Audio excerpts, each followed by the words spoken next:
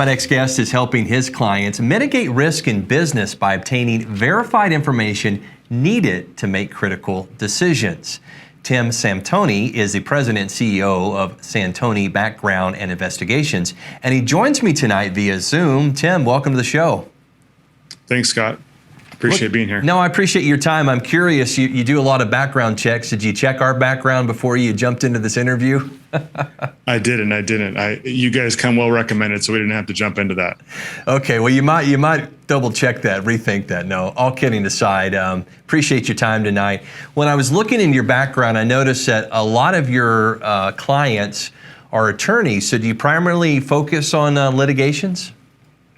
Yeah, it's a great observation. In the investigation portion of our business, we really help lawyers and law firms, really deal with the stresses of litigation, both before, as they're working up the cases, before they go into the courtroom, and then also as they work through trial and other kind of administrative court. So we're really just trying to create comprehensive plans to help them make sure that they know everything and ultimately win, whether that's maximize a settlement or mitigate exposure to settlements that their clients might be facing. Tim, you're kind of giving us a little peek behind the curtain, and people are so fascinated by how the courtroom works. All you have to do is watch network television and you see all the different series. I think about the TV show Bull as an example. And so I'm curious, when you're doing these investigations for your clients, are you investigating, so if I'm an attorney, are you investigating my client so that I can make sure I have all the information on my client? Or are you investigating the person that we're going up against, or is it both? Yeah, it's a good point. So I think that in our work, we find that it's important to know everything about all the parties involved. So sometimes we're working on developing information on a plaintiff who may have allegations about a workers' comp injury or allegations about a slip and fall. On the defense side, sometimes our client wants to make sure that the witnesses involved who are going to testify or be deposed, that they're credible and that they're able to testify and they have, no skeletons in their closet that could come back. And other times we're investigating companies who are involved in litigation or maybe doing nefarious things that could be suppliers, distributors, or former partners who are now potentially, creating risk. They're generating counterfeit products, or maybe they're stolen a client list or other kind of trade secret information. So there are a variety of things, but really we look to profile anyone who's potentially involved in litigation or who is. And where do you source your information? Is it social media? Is it other sources? I'm just kind of curious where you're digging into to find all of your information. Yeah, it's a great point. I think that in today's information age, the problem is there's so much information out there. So where do you look? It used to be that private investigators were tasked to find information that others couldn't find.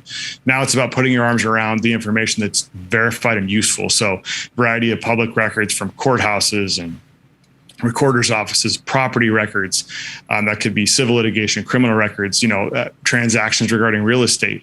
Nowadays, I would say that one of the most important places to look is social media, the dark web, other sources where data is out there regarding people's profiles as it relates to their online presence, because it speaks to where they've been, what they've been up to, and what they may have done or not done that could impact credibility or a case or the circumstances or timeline of whatever kind of case you're trying to prove information on. When does the attorneys usually reach out to you? I mean, I know you have your ongoing clients. Is it at the process they've already accepted a case? Or in some cases, are you kind of doing some preliminary work before your clients even agree to take on a case? Yeah, it's a good question. I think we take on clients in all different phases. So pre-litigation, sometimes they want to know about, if I sue this person and win, do they have the financial resources that will allow us to recover monetarily? Sometimes it's in the midst of litigation as they're preparing to depose folks or before they're going to be going to trial and they're going to be testifying. And sometimes it's after litigation is over and there's a judgment and they want to find out, who these people are and where they are, so that they can, levy on bank accounts or potentially recover assets, tangible assets like machinery, equipment, property, things like that. So throughout all phases of the kind of the litigation process, whether that's formally in the, in a courtroom environment or, right. Conference room combat. Absolutely. And you said something, Tim, that sparked an idea that because we have a lot of business owners that watch this show.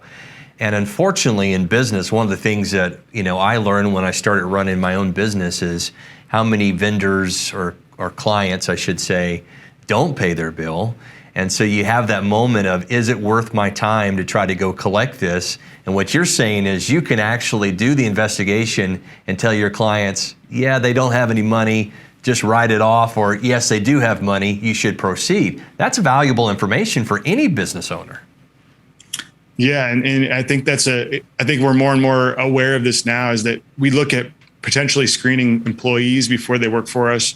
And we get involved and we screen folks, where there's potential litigation. But screening your vendors, your partners, your supply chain are significant because they impact your ability to produce, deliver, and distribute a product. Their financial viability is super important because if they're not financially stable, they can't operate. And if you're relying on them to pay you, you need to get a sense of that early on. And so there's some kind of triage level steps that you can take to kind of work that out early on. My word of advice on that, if it's a small company, say 2 million or under, or startup, there's not a lot of data that's verified out there, but there's some other steps you can take to kind of insulate yourself and, avoid writing off those bad debts. Oh, that's a great piece of advice. And then you mentioned the dark web. That's always fascinating to me, the information that's out there. So I could see another application. Has anyone ever come to you and said, Tim, will you investigate me? Because I want to know what information might be out there in the dark web that I need to know about? Yes.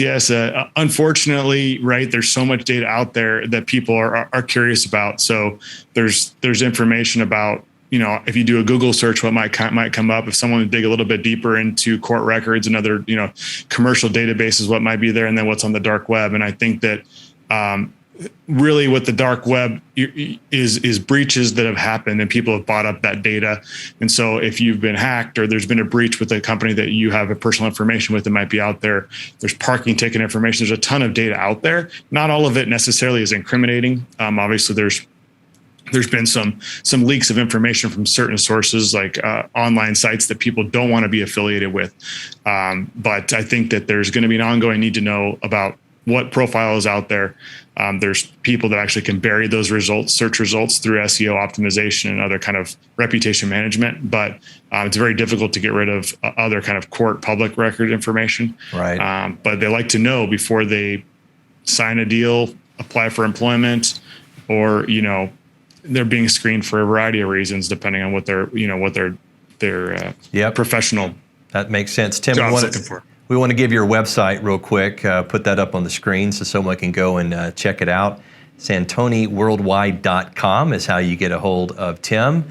Tim, this is great information, and I just see so many different applications. I know you help attorneys, but as business owners, or as I mentioned, someone just wanting to investigate themselves. Appreciate your time tonight. Thank you for having me. Enjoyed being on. Absolutely. We'll be back after this.